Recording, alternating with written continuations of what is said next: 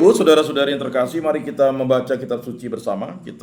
Untuk pertemuan keempat kita membaca bersama semua ayat ini dari Injil suci Yesus Kristus menurut Lukas bab 3 ayat 8 sampai 14. Mari kita membaca bersama.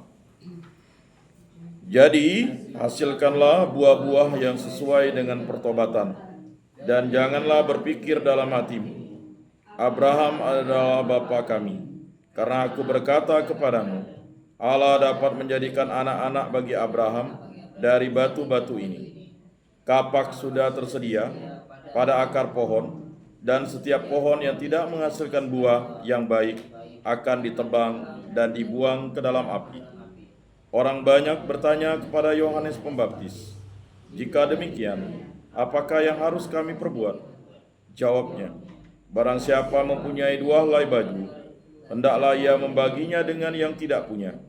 Dan barang siapa mempunyai makanan, hendaklah ia berbuat demikian." Ada datang juga pemungut-pemungut cukai untuk dibaptis, dan mereka bertanya kepadanya, "Guru, apakah yang harus kami perbuat?" Jawabnya, "Jangan menagih lebih banyak daripada yang telah ditentukan bagimu." Dan prajurit-prajurit bertanya juga kepadanya, "Dan kami, apakah yang harus kami perbuat?" Jawab Yohanes kepada mereka, "Jangan merampas dan jangan memeras, dan cukupkanlah dirimu dengan gajimu." Demikianlah sabda Allah. Terpujilah Kristus. Bapak Ibu saudara-saudari yang terkasih, kalau kita ikut atau membaca bacaan hari ini, itu bagaimana dialog Yesus dengan orang-orang Yahudi yang mengikutinya. Jadi sama seperti kita orang Katolik, jadi itu sangat mengena kepada kita ya. Kita menganggap, jadi orang Yahudi itu menganggap dirinya anak Abraham. Allah Abraham, Allah Isa, Allah Yakub. Jadi Abraham itu mereka bukanlah orang yang ya diperbudak, tapi anak Abraham. Tapi kata Yesus, orang yang menjadi ya orang yang berdosa itu menjadi hamba dosa, dan dia harus dimerdekakan oleh Yesus Kristus. Ya. Jadi ada kesombongan pribadi di dalam orang Yahudi, walaupun mengikuti Tuhan Yesus, tetapi dia masih merasa mereka adalah orang yang merdeka. Padahal mereka adalah orang yang berdosa. Maka bagi kita orang Katolik itu sudah biasa, saya berdosa, saya sungguh berdosa. Mengapa? Kalau kita mau dimerdekakan oleh Yesus, ya memang menerima sakramen pertobatan. Sama seperti ya iman Sadrak, Mesak, dan Abednego. Ini kan bacaan hari ini. Jadi bagaimana Sadrak, Mesak, dan Abednego itu harus menyembah patung emas.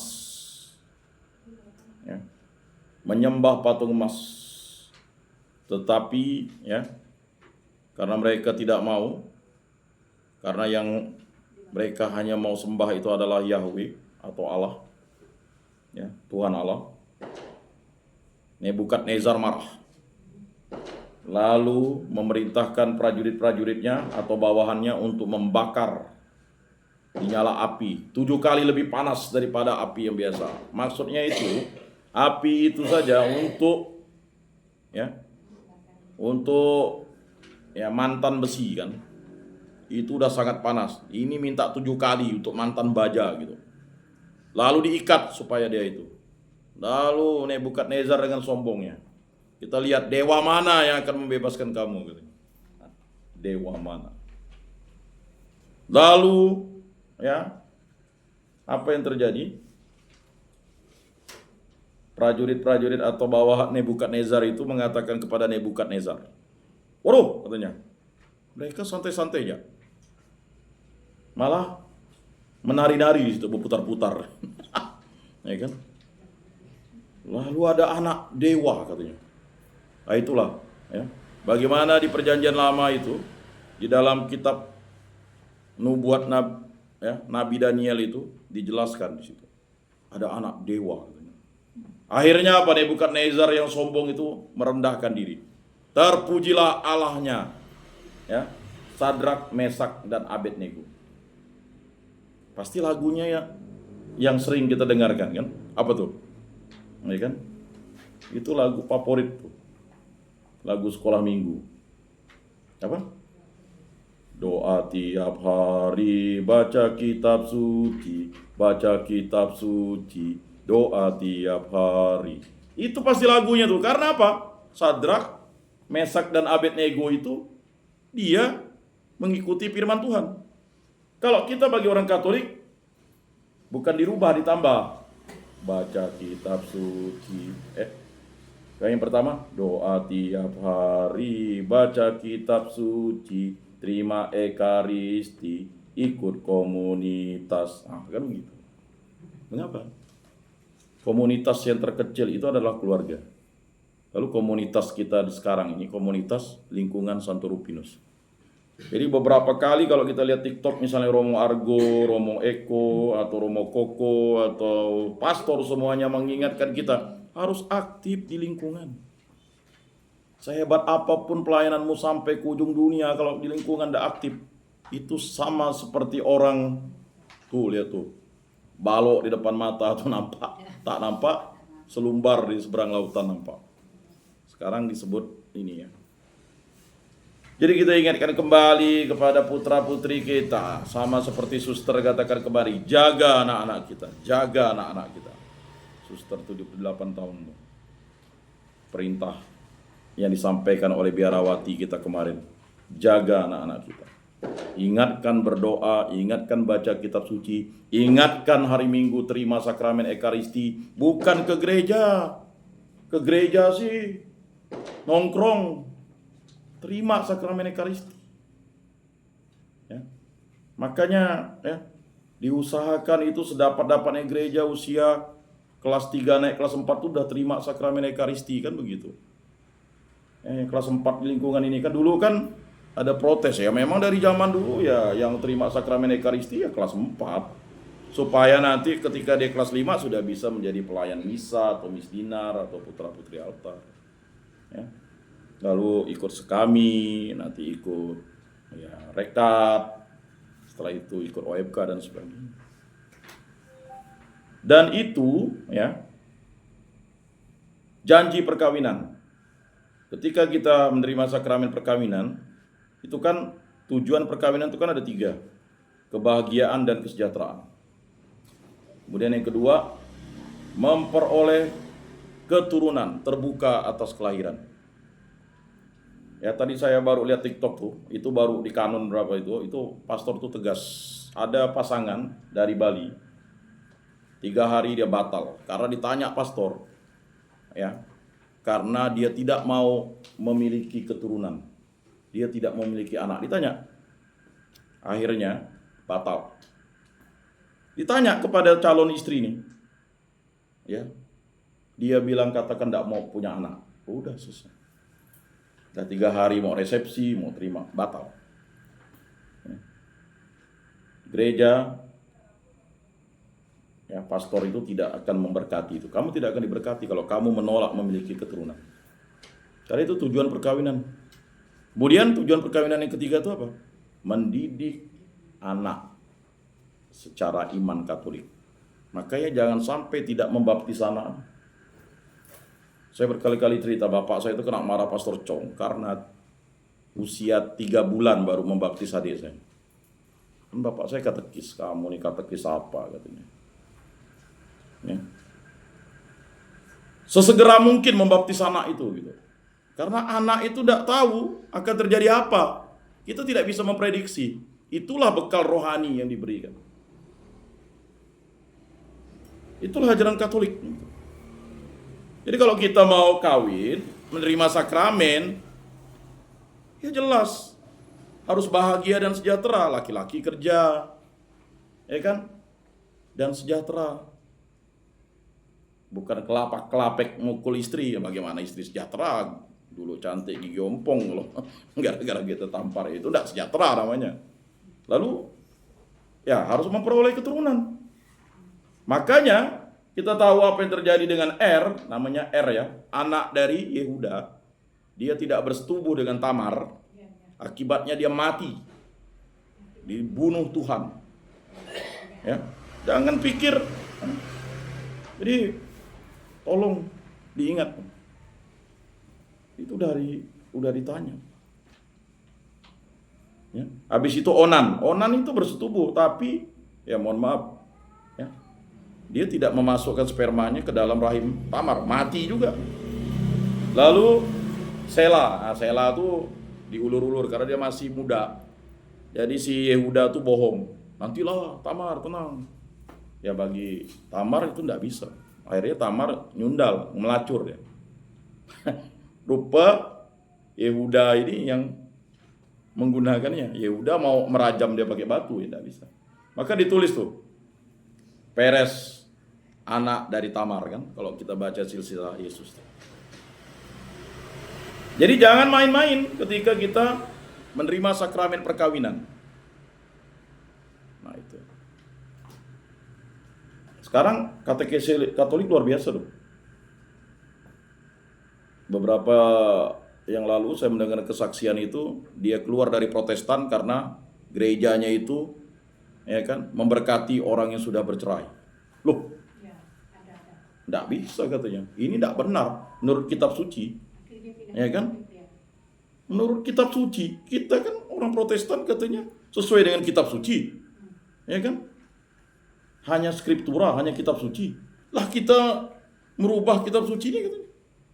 Udahlah katanya, enggak benar nih katanya. Dia menolak, dia lepaskan jabatannya, akhirnya dia belajar gereja mana yang tetap mempertahankan perkawinan.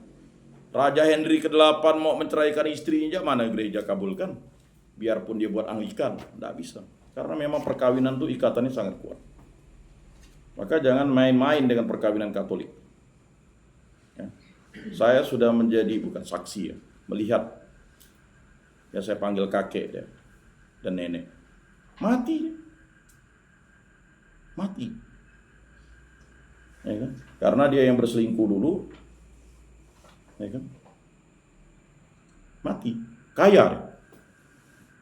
Dulu cintanya kayak apa tuh dengan nenek tuh misalnya ya. Sepiring berdua. Sekali sudah punya truk 7, sapi puluhan ekor, kebun sawit. Mana lagi sepiring berdua. Setidur pun enggak.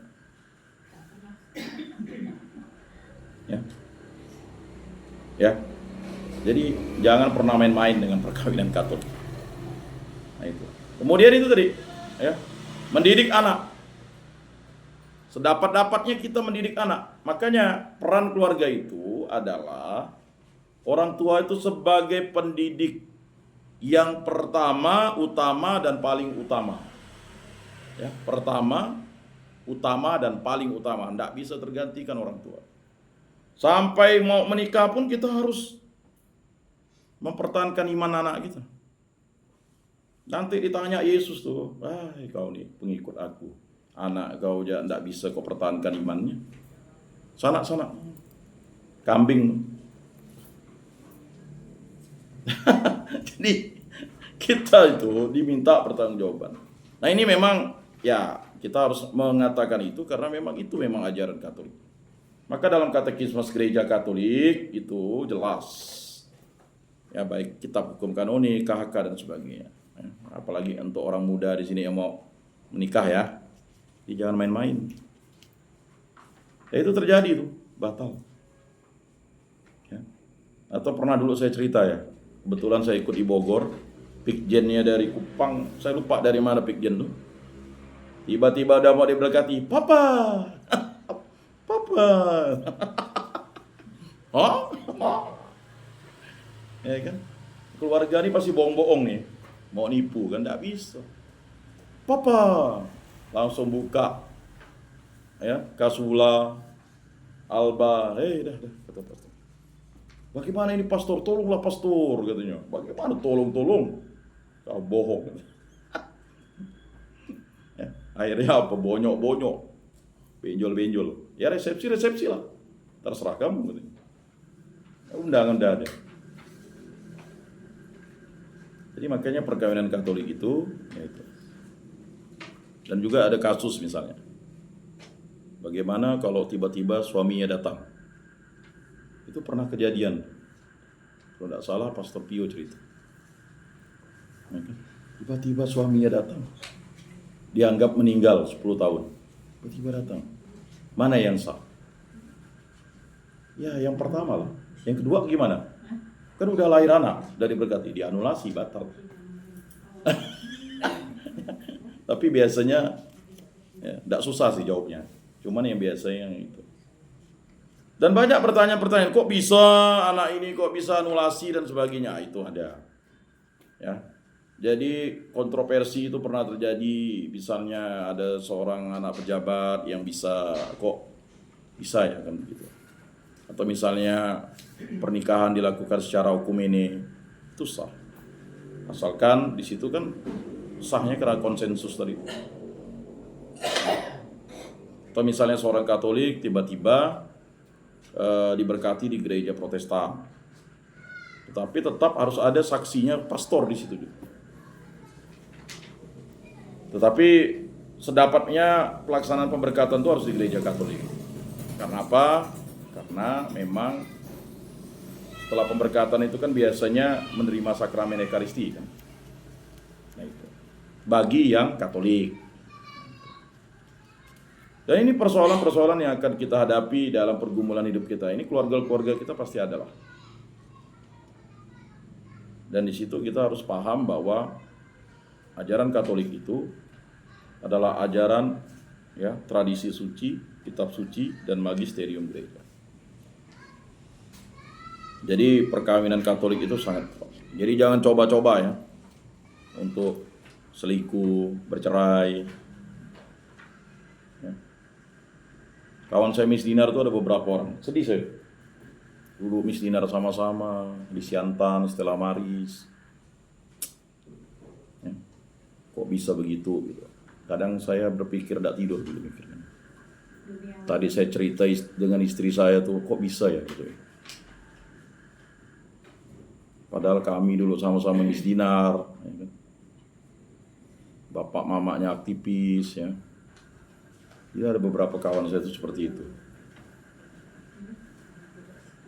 Ya itu tadi. Karena apa? Nilai-nilai Katolik itu tidak diamini secara yakin itu tadi. Orang itu kan doa tiap hari, baca kitab suci, terima Ekaristi, ikut komunitas. Dia rajin di gereja tapi di lingkungan kurang aktif. Dia rajin waktu kecil, tapi ketika OMK-nya sibuk, jarang ke gereja. Jadi dia tidak bisa, mata rantai itu terputus, dia tidak boleh terputus tuh. Makanya kita jangan bangga dengan anak kita itu bergaul di luar, tapi di gereja tidak dikenal ya. Bahkan ada orang tua nganggap, katrok lah ke gereja. Ngapain? Tidak bisa. Kita tuh leskan anak kita biar bisa. Ya kan? Nah ini. Les agama tak bayar. Les fisika mahal. Ya kan? Jadi iman itu tidak bisa tidak ditanamkan. Makanya kontrol anak kita. Tadi ada satu bapak nelpon, anak saya ke Bengkayang nih. Pergi enggak si Arthur? Wah, Arthur sekolah. Karena saking enggak ada komunikasi. Ya kan? Orang tua yang sering dibuat gelisah. Nah, ini persoalan-persoalan dinamika sosial itu terjadi. Bapak Ibu, saudara-saudara yang terkasih, mengapa pada pertemuan keempat ini, bukan pertemuan terakhir kita ingin menggalang suatu pernyataan iman bahwa jaga anak-anak kita itu. Yaitu adalah karya Tuhan untuk hadir di lingkungan Santo Rufinus. Kita tahu Santo Rufinus itu kan seorang uskup. Seorang uskup yang sungguh luar biasa. Ya, kalau kita tahu riwayatnya, waktu itu mencari gambarnya saja susah. Ini hanya patungnya aja ya. Dibuatkan logonya yang tadi saya pakai itu. Jadi bagaimana ajaran iman itu harus menjadi suatu pernyataan kita untuk merawat dunia ini dan merawat keluarga kita. Nah, mari kita dalami teks. Menurut bacaan di atas, apakah wujud pertobatan yang harus dilakukan oleh setiap pribadi yang datang kepada Yohanes Pembaptis? Sudah ditemukan? Silakan. Yang mana? Mari kita baca bersama yang menemukannya. Paling terakhir. Mari kita baca bersama-sama.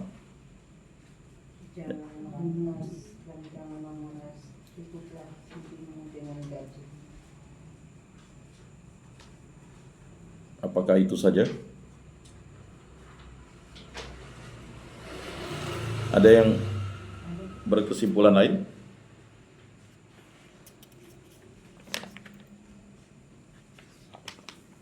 Yang mana?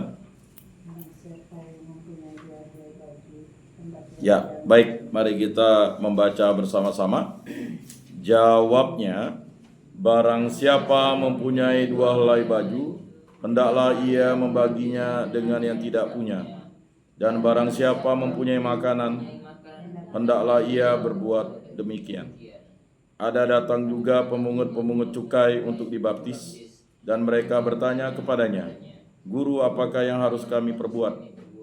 Jawabnya, jangan menagih lebih banyak daripada yang telah ditentukan bagimu. Dan prajurit-prajurit bertanya juga kepadanya, dan kami, apakah yang harus kami perbuat? Jawab Yohanes kepada mereka, jangan merampas dan jangan memeras, dan cukupkanlah dirimu dengan gajimu. Jadi Lukas menulis ini ya sebagai bentuk bahwa pengajaran Yohanes Pembaptis itu sungguh luar biasa. Arti kata Yohanes itu kan ya yang dikasihi Yesus Kristus kalau tidak salah ya. Nanti kita lihat arti kata Yohanes. Ya. Bapak Ibu saudara-saudari yang terkasih, Yohanes Pembaptis itu adalah sepupu Yesus. Dia lebih tua 6 bulan. Dan inilah tanda ketika kita tahu peristiwa Rosario yang kedua, ya. Maria berjumpa dengan Elizabeth saudaranya. Anak dalam kandungan Elizabeth itu melonjak kegirangan, dan disitulah Elizabeth katakan, ya kan, sungguh luar biasa ibu Tuhan datang kepadaku, ibu Tuhan, ya kan? Theotokos, ya, yang selalu diperdebatkan. Dalam penyembahan itu kan ada latria, ya kan, ada dulia dan hiperdulia. Ya, jawaban yang luar biasa dijawab oleh orang Protestan sendiri, namanya Elia, ya kan? Dia jawab tuh. Tabut perjanjian baru itulah Bunda Maria. Sedangkan tabut perjanjian lama itu mana, tongkat Harun dan loh batu. Sedangkan itu kan melambangkan apa? Melambangkan kenabian, imamat, iman, dan raja. Nah, sedangkan Bunda Maria itu sebagai tabut perjanjian baru. Tidak jawab lagi. Jadi di gereja Lutheran saja Bunda Maria sangat dihormati. Orang Yahudi sangat menghormati tabut perjanjian. Kita orang Katolik sangat menghormati tabut perjanjian baru, yaitu Bunda Maria. Dan salah satu gelar Bunda Maria adalah tabut perjanjian. Di Bengkayang itu ada yang menggunakan lingkungan tabut perjanjian. Saya dulu, luar biasa. Rupanya tabut perjanjian itu Maria. Nah itu. Jadi Bapak Ibu saudara-saudari yang terkasih, pertobatan ekologis yang dilakukan oleh Yohanes Pembaptis. Yohanes Pembaptis itu hanya membaptis dengan air, pertobatan. Sedangkan Yesus membaptis dengan Roh Kudus dan api. Sadrak, Mesak, dan Abednego bacaan hari ini, ya, dia itu langsung dibaptis oleh api dan Roh Kudus, anak dewa tadi. Ya kan ada anak dewa tadi. Anak dewa itulah Yesus. Ya. Yang baca, yang tidak baca pasti daerah-daerah di mana tuh. Ini membuat Daniel. Ya. Bacaan hari ini. Memang terkadang kita, itu tadi saya bilang, doa tiap hari, baca kitab suci, terima ekaristi, ikut komunitas. Kalau kita hitung-hitung nih kan, kita bisa petakan nih. Paling di sini yang di bawah 20, Briannya dengan siapa tadi? Ada bawa anak. Kan itu di bawah 10 tahun kan satu orang, di bawah 20 tahun. Bang Alek di bawah 20 tahun atau di atas 20 tahun? Di atas 50 tahun. Ya kan? Thomas mungkin sekitar 30 mau 40 kan. Pak Yosef sekitar 40 mau 50 kan. Ya, sama dengan saya. Ibu-ibu yang lain nih ya, paling yang 50 Bu Sumi dan Bu Koni kan. Ya 50 sampai ke 60 gitu kan. Yang lain 60 sampai 70. Ini ya. Nopi mungkin ya sama.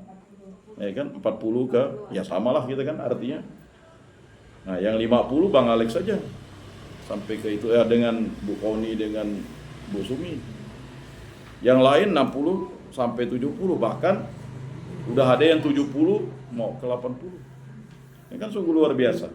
Nah, kita kehilangan yang 20 sampai 30 mana?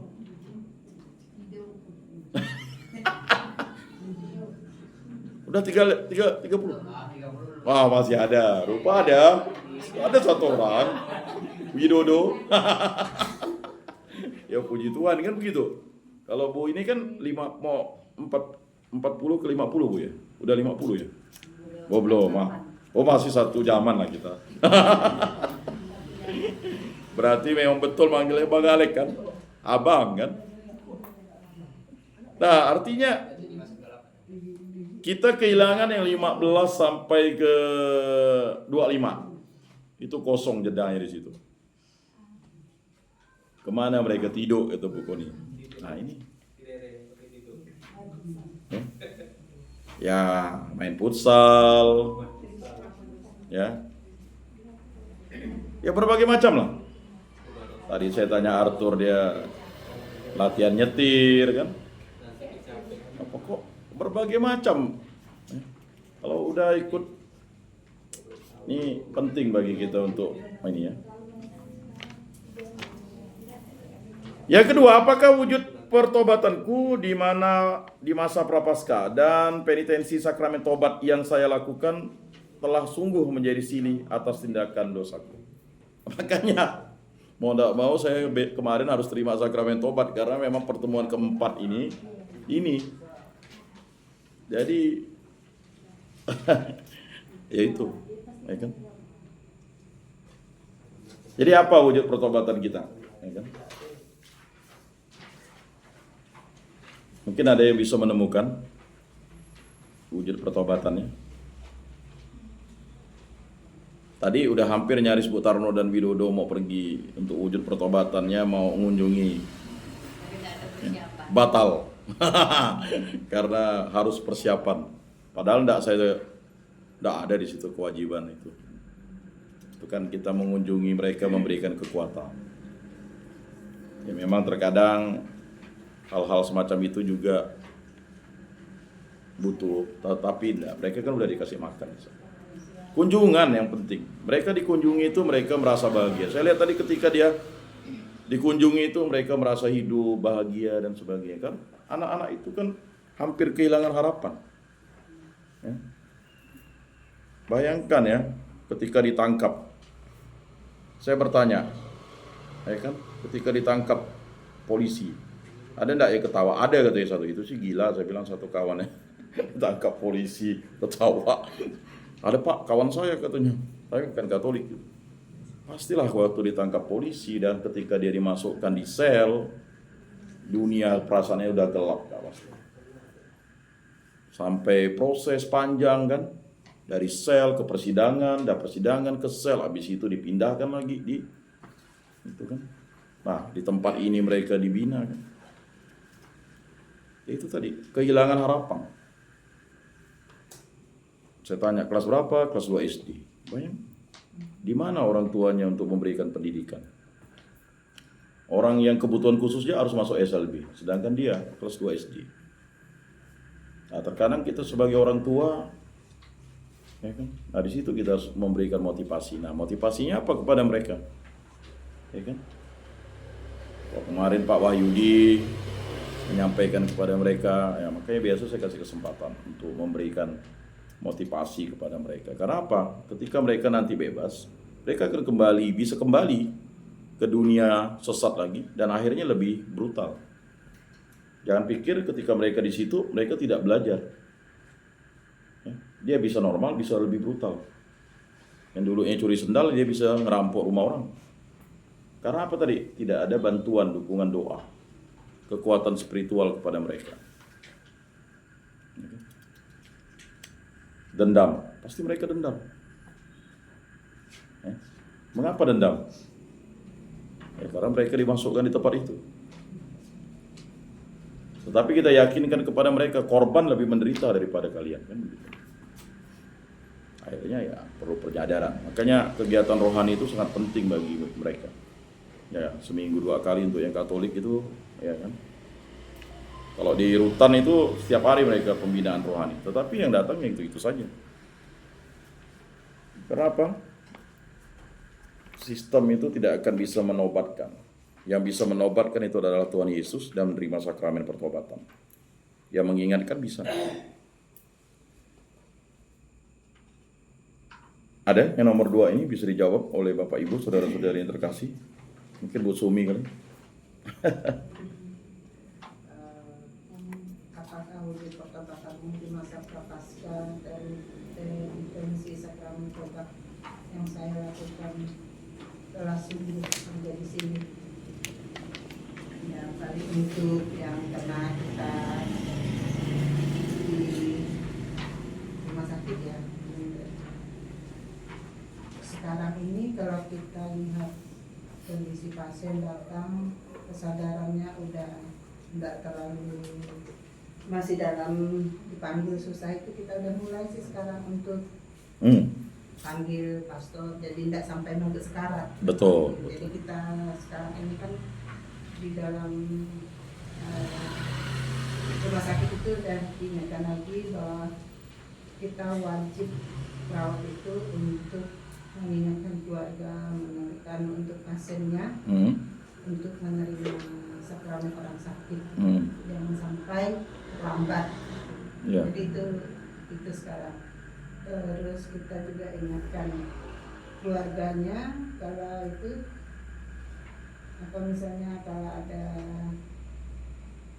apa yang kan ada yang agama Konghucu yang tua, dia enggak ikut komuni, karena tidak ikut baptis, tapi dia mau baptis pada saat itu tuh biasanya dari tempat kita itu boleh dilayani. Ya, karena dia dulunya pingin dibaptis. Jadi sekarang kita lebih digalakkan lagi untuk itu. Jadi dari kitanya sendiri yang petugasnya sekarang udah dengan kasus yang kayak gitu biar bisa berbagi untuk pertobatan ini yang dulunya kita mungkin udahlah minggu sekarang minggu keluarga minta baru lah, sekarang nggak minta lagi. Jadi kita ingatkan teman-teman sebelum orang meminta, kita ingatkan. Terima kasih Bu Sumi.